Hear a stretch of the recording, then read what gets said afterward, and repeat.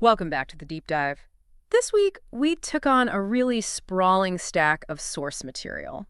I mean, it's the kind of stuff that just reminds you how chaotic the information environment is right now. It really is. We've got everything from, these really small personal stories and local community updates, all the way up to huge media antitrust alarms and some really deep cuts of 19th century American history. Yeah, it's an exercise in information triage, really. Our mission for you today is to filter through all that conversational whirlwind, and pull out the structured insight, the precise nuggets of knowledge that can get you well-informed fast. Right. We're connecting those immediate political anxieties you might feel, those personal stories, with some pretty foundational historical context. Absolutely. So our deep dive today, it includes analyzing some recent political moves that are they border on absurdity, existential fears about corporate control of information, the truly shocking origins of a holiday classic. I'm still not over that one. Me neither. And a crucial historical quiz that covers the U.S. foundations that, well, we all thought we knew. Okay, so let's unpack this wide world. Let's start in the political arena, where the sources really capture this mood of total disorientation, a bizarro world feel. It was perfectly exemplified by the reporting on that tanker hijacking in the Middle East, which was so ridiculous it immediately became fodder for late-night comedy. And that absurdity, it quickly segued into some really profound irony. The sources spent a lot of time on the contrast between a political figure who received a Nobel Peace Prize while almost at the same time launching a military operation. Right, one that dramatically escalated conflict. Exactly. Just highlights how quickly narratives are built and then dismantled. They often contradict themselves within, the same news cycle. And if we translate that irony into economic policy, the sources laid out a really devastating, yet I guess politically strategic analysis of the Trump administration's tariffs. Oh, yeah. The impact on American agriculture. Right. What's fascinating here is how the policy created this perfect self-serving problem-solution loop. The sources were very clear. Tariffs on China caused an estimated $44 billion loss for American farmers. Wow, $44 billion. Mostly soybean producers, because China just stopped buying them. So that was the manufactured problem. But I mean, those losses were real. They were immediate and potentially ruinous for those communities. The government couldn't just let them fail, could it? Yeah, and that's the nuance the sources picked up on. The solution was the government stepping in with $12 billion in emergency aid. And while that aid was, vital to keep farms afloat, There's a but coming. there's a big but. The commentators immediately pointed out the political framing. They labeled this massive bailout with a lot of irony socialism. Of course. The underlying implication was this: create a crisis, then rescue you from it strategy.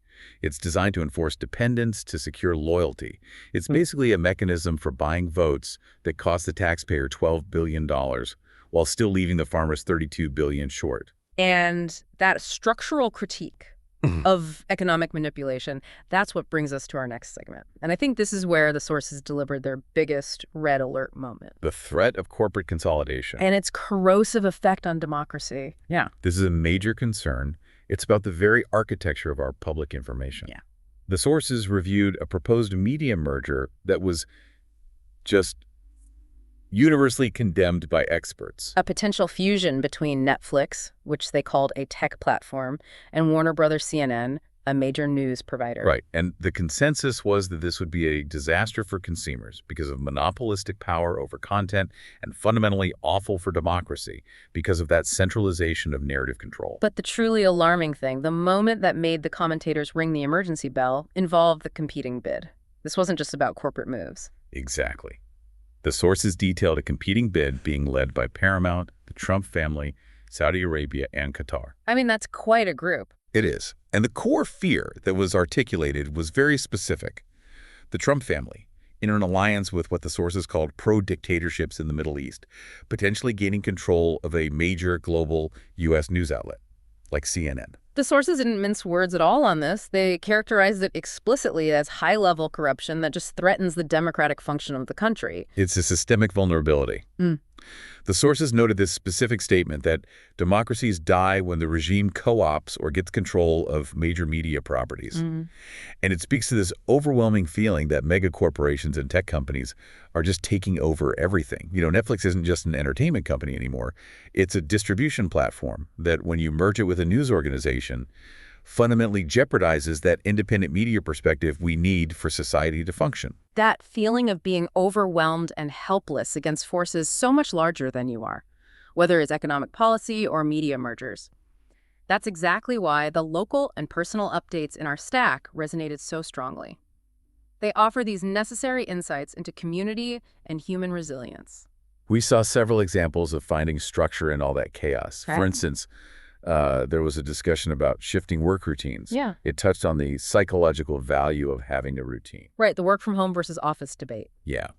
The convenience of working from home was great, but the sources noted a finding that many people saw an improved psychological state from going back to the routine and structure of a physical office. It just underscores how important simple structure and community presence are for our mental well-being. And the municipal updates showed how communities try to structure knowledge sharing. They mentioned the MARC event, that's the Mid-America Regional Council, where different jurisdictions shared success stories. But the real structural insight came from the discussion of Pechakucha. Pechakucha, I love this. It's a structure that respects the audience's time, which is something we definitely aim for here. Pechakucha is a presentation format. You get 20 slides and only 20 seconds per slide, and it advances automatically. It forces brutal conciseness. You can't waffle. Precisely. It forces the presenter to focus on only the absolute essentials. And that approach, disciplined, focused, rapidly delivered, it's a structural lesson that's really relevant for anyone trying to synthesize knowledge quickly, like you, the listener, navigating this massive stack of information. The most powerful insights into human resilience, though, came from the mayor's prayer breakfast stories. The first one involved a woman who's now a pastor in downtown Kansas City. Her turnaround story was just incredible. She grew up in New Mexico, Okay. and by 16, she was on the state's most wanted list. For what? Drugs, prostitution, crime. But she eventually turned her life around to serve others. And the profound insight she offered was about identity. She was half Native American and half Spanish, but she never felt Spanish enough because she didn't speak the language, or Native American enough because she didn't grow up in the culture. Wow. The sources noted that her struggle was essentially this lifelong search for community and belonging that was denied by constant cultural judgment. And that theme of devastating judgment, it continued in the second story, which was a truly tragic narrative about a young boy named Jake Roll. He was killed after a former prisoner stole the car his mother had left him in. Right. And his mother was interviewed, and the core message, according to the sources, it wasn't even about the tragedy itself, but the public aftermath. She spoke about overcoming the intense societal judgment she faced after her son's death. Just piling on. Exactly. And that horrific experience led her to a deeply personal philosophy of non-judgmentalism. It's a powerful, almost unbearable connection. That personal tragedy can be so deeply exacerbated by cruelty and immediate blame from the community around you. And that structural pressure of judgment, I think it connects us to our next section, the erasure and judgment embedded in our history. If we look at history, we often see that trauma and judgment are just erased, sanitized. So let's pivot now to the unexpected history revealed in the sources, starting with a deep dive into the surprising roots of a classic holiday song. We're talking about Jingle Bells. It's so ubiquitous, so benign, it seems impossible it could hide a dark past. Yet the source material was definitive. The song, which was first called the One-Horse Open Sleigh, it debuted in blackface minstrel shows in 1857. Wow, that context is deeply unsettling. How was it used? Well, white actors performing in burnt cork used the song to, and I'm quoting here, mock and caricature black people trying to participate in winter activities. And to tie it back to the political landscape at the time, the composer, James Lord Pierpont, later abandoned his abolitionist family and enlisted in the Confederate Army, where he wrote Southern fight songs defending slavery. So the core takeaway from the sources wasn't just the fact of the song's origins, but the systemic erasure of them. Exactly. The key finding is that these deeply racist origins were subsequently whitewashed over time, completely removed from public consciousness, making it seem purely wholesome and festive.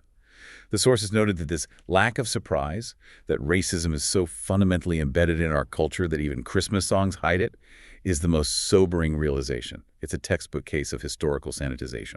Speaking of foundational history, let's leverage that 19th century school quiz from the sources for a sort of rapid-fire injection of facts. All right, let's do it. First, the basic foundation. The chief grievance leading to the American Revolution was unfair taxation and lack of representation. Simple, but foundational. And a quick financial fact. Alaska was obtained by the U.S. after being purchased from Russia for $7 million in gold in 1864. And Manhattan Island famously bought for about $24 worth of trinkets. Just massive land deals for what now seem like tiny sums. Okay, now let's slow down and look at the legal and industrial structures that really defined that era. The Dred Scott decision of 1857.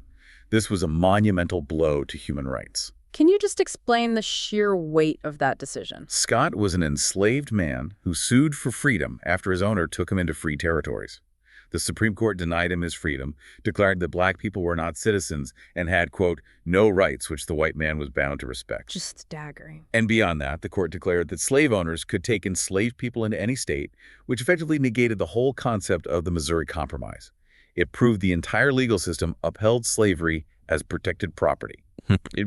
It lit the fuse for the Civil War. In a parallel moment of political oppression from that time, the Alien and Sedition laws. Passed under President John Adams, these laws authorized the president to expel any foreigner deemed injurious.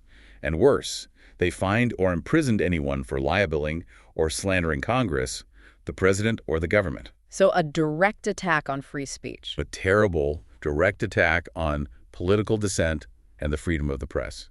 It's a shocking measure from a brand new republic. Finally, let's look at technology and economics through the lens of the cotton gin, invented by Eli Whitney. This is a perfect example of how technology, which was intended to solve a mechanical problem, created a catastrophic social and economic one. The sources noted that by making cotton processing easier and faster, the machine dramatically increased the profitability of cotton. Which means it directly and immediately increased the demand for more enslaved labor across the South. It cemented the economic foundation of slavery for decades. the structural insight here, if we connect it back to that modern tariff discussion, is that whether it's the cotton gin or government aid, creating an economic structure, even one intended to solve a problem, can often lead to devastating and unintended consequences down the line. Absolutely. The mechanisms change, but that creation of systemic dependency, it remains a pretty consistent thread. We'll wrap up our deep dive with some quick, engaging facts and political insights from the final discussions in our source material. Let's start with a contemporary regulatory issue. Right. The sources discussed Australia's new proposed law to keep kids under 16 off social media. And while the exact age was debated, the underlying goal protecting developing brains from the mental and emotional toll of social media was widely supported as a necessary measure. Next, let's revisit political symbolism. The sources revealed a pretty stark policy change where the previous administration removed Martin Luther King Jr. Day and Juneteenth from the list of free national park entry days. And, in a very deliberate show of political dominance, replaced them with the former president's own birthday. The commentators and the sources were very clear on this. They asserted that the cruelty is the key to understanding that strategy. The cruelty is the key. That the value lies in asserting dominance and inflicting these minor targeted irritations to signal cultural hostility to your opponents. Which brings us to maybe the most absurd manifestation of political conflict, the font wars. Oh, the font wars. Marco Rubio ordered the State Department to stop using the Calibri typeface, which had been adopted under the Biden administration. He demanded they revert immediately to 14-point Times New Roman, and he explicitly called Calibri a wasteful nod to diversity, equity, inclusion, and accessibility initiative. A font. It's unbelievable that a font could be labeled a DEI initiative, but if we connect this back to that cruelty is the key strategy, what does this tell us? It tells you that every single piece of government infrastructure, no matter how tiny a font choice, a minor holiday, it's now a proxy war. It's not about efficiency. It's about weaponizing culture. You attack the font because you can link it to the opposing side's values, and you score political points, even if the change itself is, well, utterly meaningless to the average citizen. So what does this all mean? We've completed a massive structural analysis, tracing current anxieties about media empires and economic dependency, all the way back to the historical realities of minstrel shows and the Dred Scott decision. And the journey shows us that history is constantly being obscured, sanitized, and politically weaponized.